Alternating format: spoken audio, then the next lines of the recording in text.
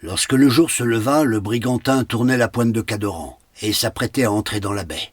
Sous la figure de proue, un triton, s'affichait un nom d'étoile.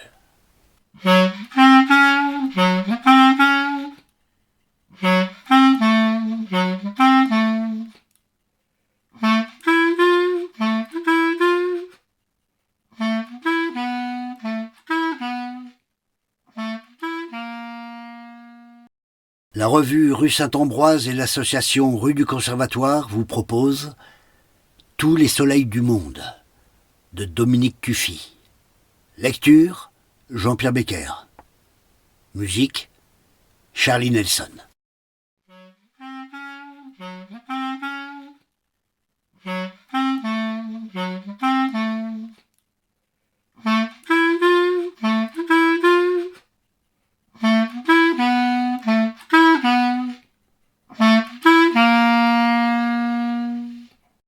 L'hiver n'en finissait pas. Une tempête de noroît avait entrepris de ravager la côte. Ces puissantes rafales poussaient des trains de vagues creuses qui couronnaient la mer d'embrun au moindre rocher.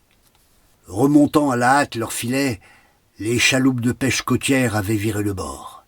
Les dernières n'étaient plus qu'à quelques encablures, déjà dans la baie. Les vagues battaient les coques avec le bruit sourd d'un forgeron sur son enclume. Ce tumulte ambiant autant que les efforts des hommes réduisait les échanges au strict minimum. « Arrière toutes, tournez les amarres !» Titubant, les marins mettaient pied à terre. Ils étreignaient fébrilement les mains amies, en silence. Ce n'était pas encore pour cette fois. Les familles pouvaient enfin souffler. Anna venait de servir à son homme une bolée de cidre et de larges tartines au sein doux, quand le patron Cédric toqua au battant. « Yves, c'est moi. Il faut de l'aide au phare du Stif. Les gardiens se trouvent à court de charbon. » Rouler des brouettes de charbon au sommet de la falaise par cette nuit noire serait éreintant. Pourtant, Yves répondit présent sans barguigner. Il était toujours là pour son beau-père. Surtout, s'il était une nuit où le feu ne pouvait faillir, c'était bien celle-ci. Vers minuit, enfin, Yves s'écroula sur sa couche, sans même avaler le bol de soupe chaude qui l'attendait. Au large, un bâtiment luttait encore, vent arrière. Un petit brigantin à 2 mâts auquel une bordée de boulets avait causé une imposante voie d'eau. S'ils avaient réussi à échapper à la marine du roi, ils n'étaient pas pour autant tirés d'affaire. Et l'unique calfa du bord avait beau se démener comme un diable, les hommes d'équipage se relayaient en permanence aux pompes de cale, l'eau montait inexorablement dans les fonds. Obstinément, le timonier ramenait le cap sur les feux du Stif. À chaque contraction de ses biceps tétanisés, un grand tatouage sur l'avant-bras, une rose des vents sur fond de Jolly Roger, semblait rouler sur lui-même, doué d'une vie autonome. Combien de milles encore ? Moins de 10 pour sûr. À l'estime, la vigie avait de l'expérience.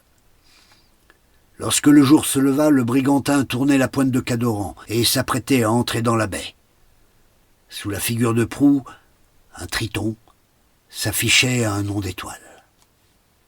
Depuis l'embarcadère, les pêcheurs suivaient sa lente progression. Ils sont salement touchés, les Anglais. Estrella del Norte. Des Espagnols, plutôt. Avec un pavillon noir, ce sont des pirates. Le patron Cédric ne concevait aucune exception à la solidarité. Bast, ce sont des marins. Allez, une équipe avec moi sur Pencalette, et une autre sur la brise, avec Yves. Peut-être était-il encore temps pour les matelots du voilier en perdition. Même dans la baie, le vent à contre-courant et la marée montante lèvent une forte houle. Depuis les chaloupes, on ne voit le brigantin que par intermittence. La pluie se déverse en trombe. Brutalement, une survente violente est suivie d'un fracas immense. « Corps ! Leur mâture !» Debout à l'avant de Pencalette, Cédric braque sa longue-vue sur la coque noire qui s'est couchée sur le flanc. Il scrute le pont du brigantin, jonché d'un éboulis de vergues et de haubans, et de corps broyés par la chute du grand mât.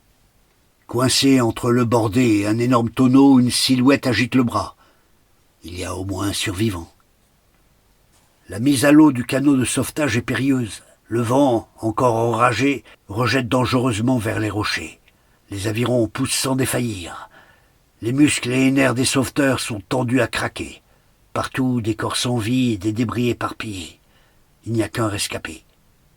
Le malheureux est hissé à bord sans difficulté, c'est un poids-plume. Il est temps de s'éloigner. Par les sabords, l'eau entre dans les flancs du bateau qu'elle engloutit sous des cataractes de lames. Le brigantin sombre, à la manière d'un animal épuisé. Il fallut 3 longues journées que les calmes reviennent. Chaque jour, la mer avait rejeté des corps et des bribes de l'épave, et quelques tonneaux intacts. Pieusement, on enterra les morts dans le petit cimetière, et comme c'était l'usage, le contenu des tonneaux fut réparti en parts égales entre tous les Iliens.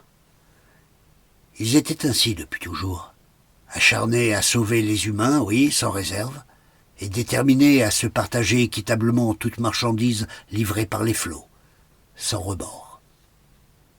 Le patron Cédric organisa la mise à sac de l'épave dès que le temps redevint praticable, un jour de basse eau. Ils ne trouvèrent ni or ni bijoux, mais une masse de provisions dont près de la moitié était récupérable. Le brigantin devait être au départ d'un long périple. Du rhum! Erwan, le plus vieux gardien du phare, jubilait. Les hommes ramenaient de la viande fumée, des haricots secs, des barils d'huile hermétiquement scellés, de nombreux outils. Et ça, Erwan brandissait une étrange trouvaille.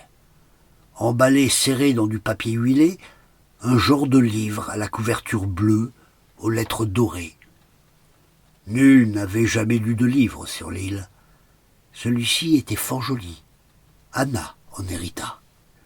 C'est aussi chez elle que le rescapé avait été conduit. Lors de la construction de leur chaumière, Yves, aidé de son beau-père, avait aménagé une sorte d'alcôve près de la cheminée. Avec Anna, ils espéraient y installer un jour le berceau d'un enfant qui, hélas, ne semblait guère décidé à venir. Garnie d'un bon lit de paille, bien au chaud, la petite pièce conviendrait tout à fait pour héberger le convalescent. Toujours inanimé, le pirate respirait faiblement mais régulièrement. Il survivrait. Anna prépara des vêtements secs. Madoué Béniguette. Sous les guenilles du jeune Forban, le corps, mince et musclé, était celui d'une jeune femme, à la peau cuivrée. Quelques jours plus tard, lorsqu'elle reprit vraiment conscience, Isabelle comprit qu'elle devait son salut à cette communauté de pêcheurs aussi pauvres que courageux.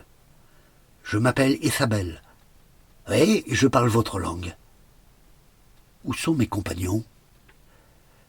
Le silence de ses interlocuteurs était éloquent. Son regard s'embruma. Dieu ait leurs âmes, ce n'étaient pas de si mauvais bougres. Ils m'avaient bien accueilli. Ce qui n'étonna point. Sur les vaisseaux pirates, la discipline était souvent moins cruelle que sous la férule des capitaines de grands vaisseaux marchands. « D'où viens-tu » ?»« J'ai embarqué à Malaga. Sans mon consentement, mon père m'avait promise à un gros bourgeois de ses clients, contre 12 réals. » Vendre sa fille ? Le fumier. Isabelle haussa les épaules. C'était du passé. Je travaillais à son atelier de tissage quand j'ai surpris la transaction. Sans hésiter plus longtemps, j'ai décidé de filer, accoutré en homme. Au port, le capitaine d'Estrella del Norte recrutait un mousse. Je tombais bien. Émue par l'histoire de la jeune femme, Anna l'a pris sous sa coupe. Rapidement sur pied, celle-ci devint une seconde avisée et efficace, et une amie véritable, qui rendait plus légère la charge d'un quotidien parfois éreintant. Un soir, semblable à tous les soirs, après en avoir terminé avec l'édification d'un muret, les deux amis préparaient le souper. « Veux-tu me passer le pain ?» Au sec dans la maie, Anna avait aussi rangé le livre. « Mon journal ! Dieu soit loué !» Les yeux brillants d'excitation, Isabelle se saisit d'un couteau, et du bout de la lame décolla délicatement le contreplat de couverture, libérant 12 belles pièces d'or. Anna la fixait, sidérée, comme devant une apparition divine. D'une certaine façon, c'était à moi, non ? Cette nuit-là, On dormit peu dans la chaumière. Isabelle, Yves et Anna échafaudèrent minutieusement le projet qu'ils partagèrent dès le lendemain avec le patron Cédric. Un sacré progrès pour les Iliens. Pour l'heure, il était impensable de traverser. Ils gardèrent le secret jusqu'au printemps. En avril, Pencalet et la Brise mirent les voiles vers Plogoff, emmenant Isabelle.